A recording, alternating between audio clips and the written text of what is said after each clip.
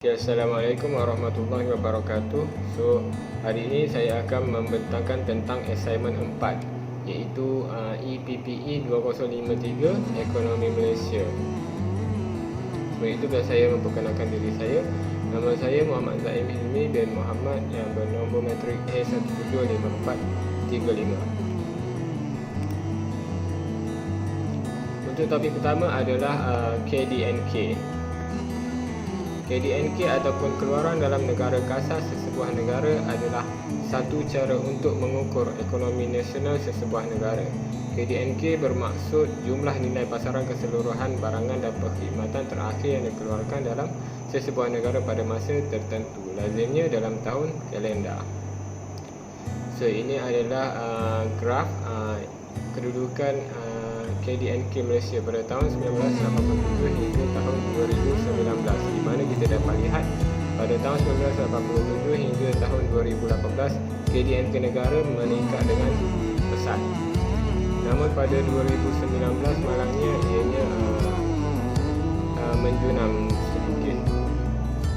Ini adalah ringkasan jadual yang diringkaskan daripada graf tadi.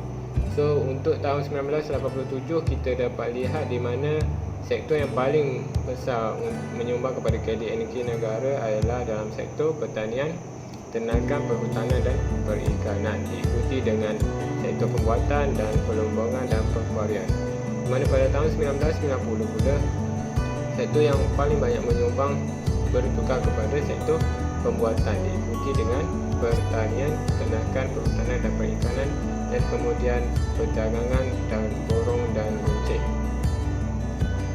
Pada tahun 1995 pula di mana terdapat anjakan baru, ekonomi negara telah mula mendapat hasil daripada kewangan, insurans, tanah dan perkhidmatan perniagaan. Begitu juga dengan tahun 2000.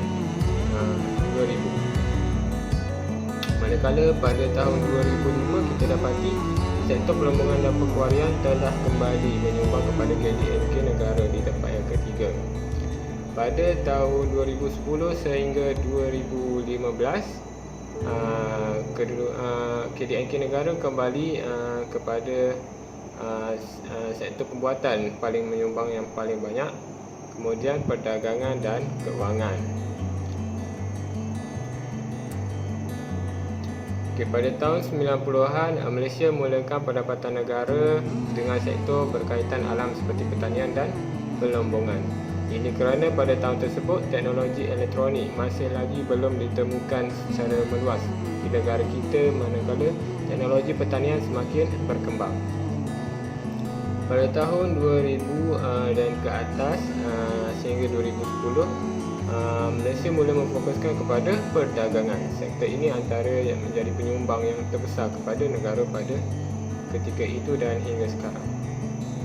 Pada tahun 2010 dan sehingga kini KDNK negara menunjukkan hasil dalam sektor hartanah dan insurans semakin meningkat mengikut peredaran zaman sekarang. Namun pada tahun 2019 terdapat perubahan di mana sektor yang perkhidmatan kerajaan yang banyak mendatangkan hasil kepada KDNK.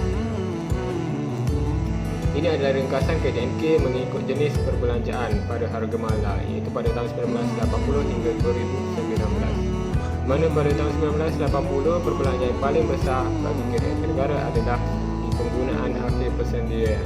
Kemudian pada tahun 1990 sehingga sekarang ekspor barangan dan perkhidmatan memerlukan perbelanjaan yang paling besar.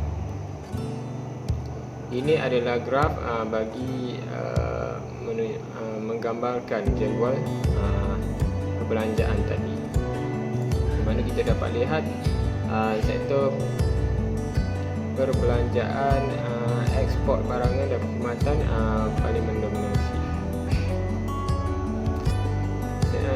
Bab kedua pula adalah populasi.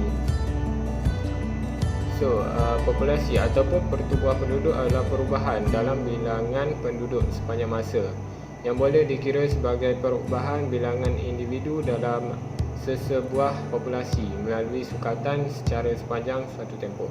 walaupun boleh digunakan untuk mana-mana spesies, namun istilah pertumbuhan penduduk sentiasa melibatkan kaum manusia. Okey, piramid penduduk. So, peratusan penduduk berumur 0 hingga 14 tahun itu dalam kalangan umur muda pada tahun 2020 menurun berbanding tahun 1970. Begitu juga penduduk berumur 15 hingga 16 tahun. Tetapi peratusan penduduk 65 tahun dan lebih mula meningkat daripada 3% kepada 7% disebabkan oleh beberapa faktor seperti kadar kesuburan rendah. Punca kematian puratanya disebabkan oleh ischemic heart disease, iaitu sakit jantung, pneumonia, sesak nafas, transport accident dan lain-lain. So, untuk kadar kelahiran kasar dan bilangan kelahiran menurun pada 2018. Faktor yang mempengaruhi kadar kelahiran seperti dasar kependudukan negara, taraf pendidikan, amalan perancangan keluarga dan lain-lain. Penuaan penduduk yang meningkat berkait rapat dengan penurunan kadar kesuburan. Yang ketiga adalah tenaga buruh.